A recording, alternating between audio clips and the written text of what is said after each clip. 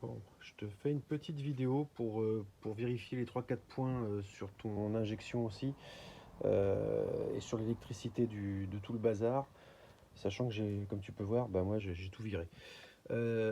Donc les figues ne font pas partie du package.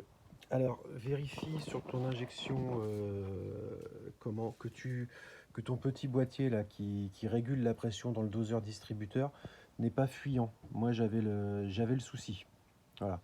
Donc, pour le coup, le mien perlait quand même pas mal. Donc ça régule la pression dans le distributeur. Ensuite, tu as peut-être aussi un problème sur la vanne de régulation de l'arrivée d'essence qui permet bien sûr que ton arrivée d'essence arrive et puis qu'elle reparte vers le réservoir pour ce que tu n'as pas utilisé. Ça peut être aussi une des causes. Les causes peuvent être multiples, hein. Je pense que les membres du forum te le diront. Ça peut être casse-pied. Ça, je sais plus comment ça s'appelle, mais bon, grosso modo, ça indique la position au calculateur Kg-tronic de ton admission d'air. Donc ça, si les cosses elles sont dégueulasses, si ça déconne, s'il est foutu, ça aussi, ça peut venir mettre le bazar. Et en plus, il est sensible à la chaleur. Moi, je m'en suis aperçu, le mien, il déconnait aussi. Enfin, moi, j'ai eu multiples problèmes. Le mien, il déconnait aussi quand le moteur était chaud. Donc, voilà. Donc, c'est une petite pièce que tu peux trouver à 30 balles sur eBay ou 40 balles. Voilà. Qu'est-ce que tu peux avoir d'autre? Bah, bien sûr, le doseur distributeur, hein, qui lui aussi peut te causer bien des soucis. Moi, j'en avais trouvé un d'occasion sur eBay que j'avais refait complètement pour changer la membrane à l'intérieur. Membrane que je te montre là en vidéo. Voilà comment tu retrouves la membrane sur un vieux distributeur qui a 25 ou 30 ans. Comme tu peux voir, elle est complètement bousillée. Une membrane neuve, elle est impeccable, elle est nickel de chez nickel. Donc ça peut être aussi ça qui fuit. Quand cette membrane elle fuit, bien sûr le distributeur en dessous, partie que tu vois pas là, qui est juste en dessous ici. Donc là ça fuit. Et donc du coup, parce que ça fuit même mieux quand c'est chaud, parce que ça fuit, ça tombe dans l'admission d'air, qui est juste là, tu vois. J'essaie de reculer un peu parce que c'est pas facile. Voilà, donc hop, le truc il fuit, ça fuit dans l'admission d'air, et tu te retrouves avec plein d'essence en plus dans le collecteur d'admission d'air. Ça aussi, là, cette espèce de boîtier sur lequel tu as le retour de la vanne de régulation de ralenti, avec le temps, c'est une pièce en plastoc, elle se fendille. Moi, elle était fendue ici, à l'origine. Donc du coup, j'avais aussi des prises d'air à cet endroit-là. Voilà. Je vais basculer côté compartiment moteur. Ça, ouais, je ne sais plus si je t'en ai parlé de ça. Ça aussi, ça peut être un souci sur la régulation de la pression dans le distributeur. Donc, et puis là, bah, bien sûr, tu retrouves toute la tubulure qui va vers les injecteurs, si jamais ceux-ci sont fuyants ou ne sont pas fuyants. Mais enfin bon, ça c'est du classique. Je vais remettre ça dans le bazar. Et je fonce voir la 300 où il n'y a plus du tout l'injecteur, enfin le Kg-tronic. Donc du coup, sous le moteur, tu dois avoir à peu près la même chose. Bon, moi j'ai un problème sur le capteur de position de papillon, donc du coup je l'ai démonté. Normalement il vient ici. Voilà.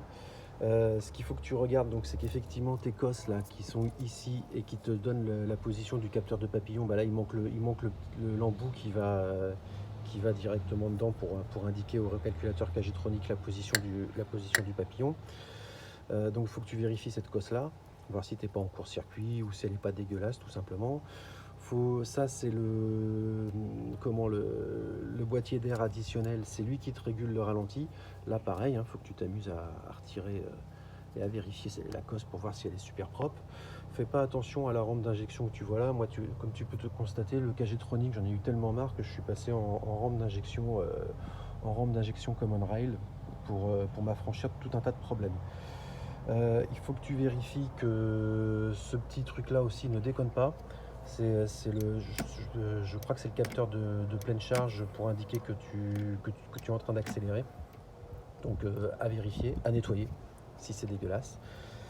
Ça, cette petite connectique qui est déposée sur ma voiture, c'est ce qui va derrière le petit boîtier de régulation du distributeur de pression. À vérifier aussi si c'est pas sale, enfin s'il n'est pas oxydé. Là aussi, le fameux boîtier relais de surtension, le mien, il déconnait, mais pas au niveau du boîtier, il déconnait au niveau de la filerie, c'est-à-dire que le relais était nickel, mais par contre, tu touchais les fils en dessous, là, tu tripatouillais les fils en dessous, et le ralenti commençait à complètement déconner, la voiture calait. Enfin bref, j'avais un problème de faisceau électrique. D'ailleurs, pour ton info, tu peux vérifier ici. Je ne sais pas si on va le voir à la caméra. Le faisceau électrique, il a évidemment plus de 30 ans. Hein, la voiture est de 87. Et il est craqué. Et ça, c'est la cause de nombreux problèmes sur nos voitures. Donc effectivement, je reviens là-dessus, à vérifier si tu n'es pas embêté par ce truc-là. Nettoyer également derrière la boîte à fusibles cette connectique. Je ne me demande pas à quoi elle sert. Mais bon, grosso modo, tu as souvent du verre de gris qui se met à cet endroit-là. Nettoyer aussi cette connectique si tu l'as. Il y a des véhicules qui n'en sont pas équipés. Moi, mon SEC il n'en est pas équipé, mais par contre la 300 est équipée. C'est ce qui permet de régler le... Enfin, ça joue sur les indices d'octane de l'essence. Donc tu le démontes et tu vérifies que les cosses soient pas... Bien sûr, tu le remets bien à sa position. Et tu vérifies que les cosses soient pas oxydées. Là, pareil, oxydation à cet endroit-là, ça peut te poser des soucis. Là, ici aussi, la barrette de masse, ça aussi, ça peut être la cause de bien des problèmes. Bien sûr, dans le boîtier de fusible, ici aussi, ça, cette cosse-là, à nettoyer aussi. Qu'est-ce que j'ai d'autre à te montrer? Bien sûr, tes câbles d'allumage à vérifier, ça mange pas de pain. Hein. L'allumage y est pour 50% dans les problèmes d'injection sur ces moteurs. Qu'est-ce que j'ai d'autre encore? Tac, tac, tac. Je crois que c'est tout. Je vais passer dans le compartiment moteur. Dans l'habitacle, pardon. Dans l'habitacle, hop, au niveau du boîtier passager, au niveau des pieds du passager, une fois que tu as viré la moquette et que tu as viré le renfort qui est là sur la droite, tu vas trouver le boîtier qui gère l'injection électronique de nos bébêtes. Je ne sais pas s'il est comme ça à cet endroit-là dans toutes les voitures, mais en tout cas sur les 300 en première vue, il est à cet endroit-là. Donc à démonter et à vérifier que bien sûr toutes tes cosses soient nickel. Moi, cette voiture, qui est une occasion que j'ai pas eu en première main, vous vous en doutez, avait une fuite au niveau du circuit de chauffage. Et bien sûr, ça tombait sur le boîtier, sinon c'est pas rigolo. Et donc le boîtier a pris un coup.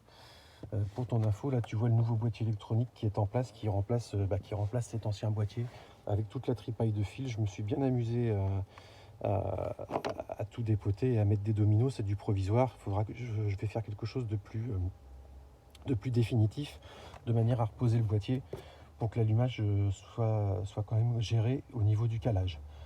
Mais j'aurais refait les câbles entre temps. Voilà, bon, c'est les 2-3 choses que je voulais te montrer pour que tu puisses aussi vérifier de ton côté. Je te souhaite un bon courage.